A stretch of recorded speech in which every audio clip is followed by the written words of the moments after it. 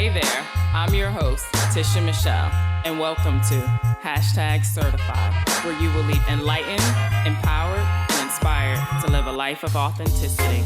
Let's go. Welcome back to #Certified. I'm your host, Tisha Michelle. Before we get into today's episode, I want to express my gratitude for all of you tuning in now and those that have listened to my other episodes, as well as those of you who took time to rate and or write a review. It's so much appreciated. If you haven't yet, I would super appreciate it if you would, after listening to this episode, hop on over and give us a rate and or write a review. It helps me to know how things are resonating with you, also what you all like to hear, and maybe some of your takeaways from that particular episode, as well as it does boost me up in the iTunes and allows other people to know that #Certified is here. So today's episode is all about manifesting. That word has been thrown around a lot lately, so I figured I would put my 2 cents and share 3 of my personal tips to manifesting. Definitely want to start off by saying I, Tisha Michelle, am a powerful manifester. My whole life, I'm telling you, as far back as I can remember, I said I did not want to be rich. I wanted to just be comfortable. And guess who hasn't been rich?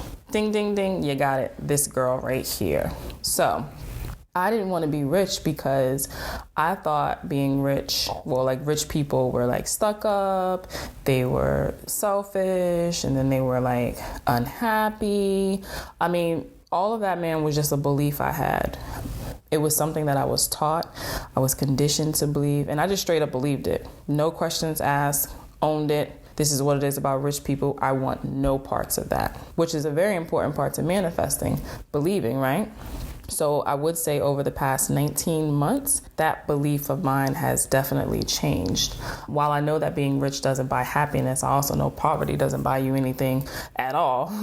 So I know that being rich will allow me to help employ somebody where, per se, their passion is cooking. And that's not one of my strong areas as far as cooking, but there's people who are passionate about it and they love it, and that's part of their purposes in life. So being rich will allow me to have that personal chef, which is something that's been on my list. And shout out to my girl Tatiana too with her cooking. She's always hooking me up there. But it also, being rich will allow me to travel the world, having these heartfelt conversations, and I'm serving humanity, but also helping, in certain places, maybe receive clean water, food. I want to definitely go over there and help people build up their mindsets, but also if I can help in the physical sense, I need money if I want to help with clean water or contribute to a school, things of that sort. I do need the funds for that. So putting this out there to the universe and to the #Certified tribe, I will experience being rich before I physically leave this earth. So I know many people think that, for example, they can just say when it comes to manifesting, I want to be rich, then boom, they're rich. From my personal experience, it doesn't work like that. So this is why I want to get started with my 3 steps to manifesting. Step number 1, define what it is that you want. And I mean, get very clear. Get down to the details of what it is that you want. You can write it down. You can make a vision board. You can speak it daily. You can do all of the above or one, whatever is comfortable and works for you. So towards the end of 2017 is when I first said that I wanted to sell my home care agency. I mean, I'm not going to lie. I was overwhelmed. I was frustrated. I was ready to move on. I'm not even going to say I was ready to move on because it wasn't even clear of what I wanted to do. I just wanted to be done with the whole industry, done with the business. Let's just get rid of it, right? And then I would get a call from a potential client, and then I was set up to go on an intake and meet with that potential new family. So while I'm there, I'm just doing my thing. That's just me. I know my number one gift is my ability to connect to others. So when I'm sitting in that house and I'm talking with a mom, the dad, the daughter, the son, whoever is in there, we're vibing, right? So everything is great. Then I would leave out feeling so happy, and I'd be like, yes, this is it. This is why I do what I do. I absolutely love this, right? So that went on for a few months, and I really wasn't clear. It was I had one foot in and I had one foot out. So I'd get frustrated by one end, then I'd go and I'd meet with these clients, right? And then I'd just be like, oh, this is what I love and this is it. So just nothing but confusion being put out there. So the broker I was working with has sent out emails to a lot of potential buyers and was just getting nothing. I'm talking about like crickets. So then I was like, oh man, maybe that's a sign that I'm not to sell it, right? Just going through that whole confusion. So then in February of 2018, when I was talking to my guru, my teacher, Jessica, she was like, you got to make a decision. She was like, you got to get clear and you got to make a decision and you got to choose if you're going to sell that business. She's like, because you got 1 foot in and 1 foot out. And I was like, oh my gosh, you're so right. You're so right. She was like, you got to, when you get to that, she's like, you'll know when you get to that point, you need to actually choose it. So I did. I got clear and I made the decision to really sell the business. Honestly, I would say it was probably like 3 days after I had that conversation with her. It just hit me. And I went as far as going outside. Look, guys, I'm talking about I was outside. I was looking up to the sky. I had my hands up, just being real. People was looking for me like, what is she doing? And I just said, I choose to sell the business. And I don't remember exactly what else I said after that. I just went with what was on my heart. But I know for a fact I said, I choose to sell the business. The very next day, I kid you not, I got a call from my broker and he said, I had 8 people reach out to me today. I was like, wow. And he kept saying, I don't know what happened. They just all came out the blue. I don't know what happened. And I was like, I know what happened. I made a decision. So I'm laughing while he's like, oh my gosh. I mean, he's so very excited. And it was exciting, but I was excited for a different reason. I was like, oh, wow. I was the one that was really blocking the flow of this whole transaction because I wasn't clear. I was putting out confusion to the universe, so I was getting confusion back, which is why 1 minute I was ready to sell it, then the next minute I'm in there. So I was just getting what I was putting back out right there, right? So I want to say after 4 months later, one of those 8 companies purchased my business. And it was because I made a decision. I made the decision and I got clear. So step number 1 is get clear on what it is that you want and why is it that you want that. So once you get clear, put it out there to the universe. So then we're going to get into step number 2. Step number 2 of manifesting, well, my belief in manifesting, I want to say it's a twofold. So I'll say 2A is to expand your energy, aka raise your vibration, and 2B, feel what it is that you want. So you want to put yourself into this good mood, raising your vibration. Now, I can go deeper on raising your vibration on another episode, but now I'm just going to give you a quick rundown. We operate on a vibrational frequency, and we have to be the energy that we want to attract. For example, you want to be rich, but you have a scarcity mentality, you have a poverty mindset, and you're depressed. That's a low vibrational energy, and that's what you will attract, more low energy. So imagine, okay, so when we go back to that, so if you're coming from a state of scarcity and poverty and being depressed, but what you're putting out to the universe is that you want to be rich, and I'm just using that, on there. Rich could be in anything, financial, just happiness, just abundance, right? But you're coming from this low vibration. Well, abundance is a higher vibration. They don't match. It needs to match, right? So there's different ways that you can raise your vibration, get grounded. You can get outside into nature. It's the best way, in my opinion. You can walk, just get barefoot in the grass, hold some dirt, hug a tree. Yes, guys, seriously, hug a tree. Connect back to the earth. Go for a walk, drink water, dance. Oh my God, dance is just such an amazing way to raise your vibration. Just put on some music and just dance and allow your body to just move the way that it moves. Like, don't worry about, am I looking silly? Or, am I doing this correctly? Like, listen to the music, whatever it is you listen to, and just allow your body to just control and just move. So that's a great way to expand your energy, aka raise your vibration. So the second part to that, like I said, is feeling what it is that you want. So I want you to imagine what that thing is that you want. Visualize, detail it out. How does it feel? How does it feel having that thing? Are you smiling while you're thinking about it and visualizing it? Are you jumping for joy? Do you feel happy? Does it make you feel secure? Do you feel blissful? Whatever it is, feel it. Truly feel it and hold that space. Right? So when I made the decision to truly sell the business, the feeling I had was peace. So when I thought about selling it, there was a sense of peacefulness and calmness that came over me. And that's when I said, like, I was just thinking about selling it. And I'm like, wow. So some of those thoughts that were going through my mind at the time was, what would it feel like to just turn my phone off? Like, what would that feel like? Because I wasn't able to experience that. I had to have my phone with me. Shoot, at one point it was 2 phones because I'd have the on-call phone. So I had to have that everywhere I went. If I went to the bathroom, I had to take it with me because you never know when a client's going to call or a care provider's going to call. So it was very stressful and like chaotic. Even I loved what I did and what my mission was in there, but I'm not even going to lie. It was stressful. So when I was thinking about me selling it, it was those different things that was coming through my mind, was just like, oh, wow. So I was feeling, I had that just sense of that, just peace. And I was just calm. It came over me. So that was a part of me getting up and saying, oh, yes, this is what I want. And I also realized that that was something that was missing in my life. And it was like my soul was longing for freedom and peace. And that my soul is still asking for that now.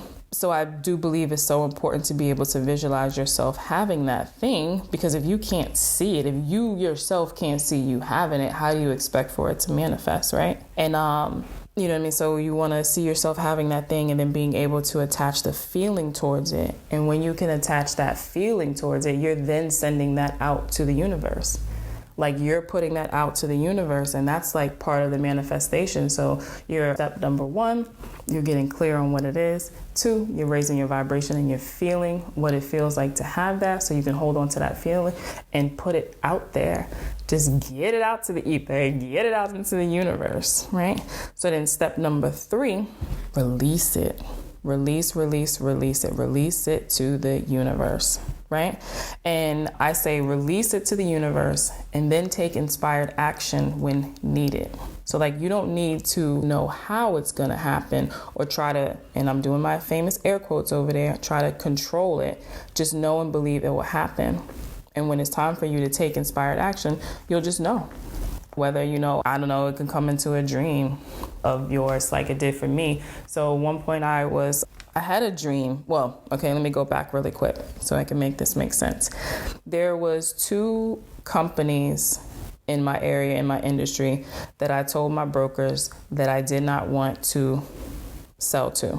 Non-negotiable, flat out. I'm not selling to them, and I had my own reasons why, right? So there was a dream that I had one night, and in that dream, one of those companies that I didn't want to sell to, my best friend, actually, I didn't see her, but I heard her, and it was some particular words that she said.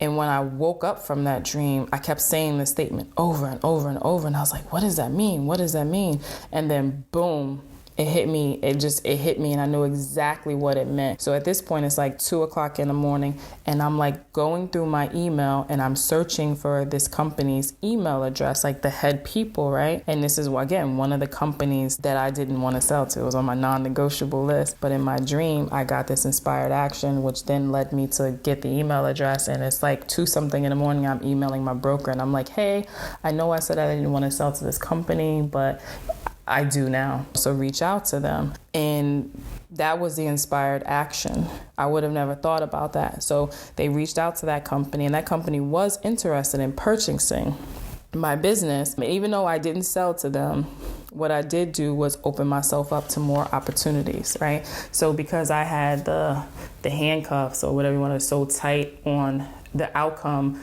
of how I was going to sell it, who I was going to sell it to, I was really blocking the flow of the opportunities and letting the universe know that I was open to however it was going to play out, right? So we tend to try and control an outcome in which we end up allowing that to control us. So if you look at it like this, when you go out to eat, say you're ordering a steak and you're with your friends and you're like, I want a steak, I want it well done, because that's me, well done, with broccoli and a baked potato. And then you turn back and you finish having your conversation with whoever you were with. So then, okay, so your order is in. That's great. You just knew what you wanted. You stated it and you believed that you would have it, right? Cool. So now after you ordered, you wouldn't want to then get up and go to the kitchen and say, hey, where did that steak come from? Or what type of potatoes are you using? Matter of fact, how many seasoning are you going to use in that? Well, what type of plate are you going to put that on? So you get the point, right?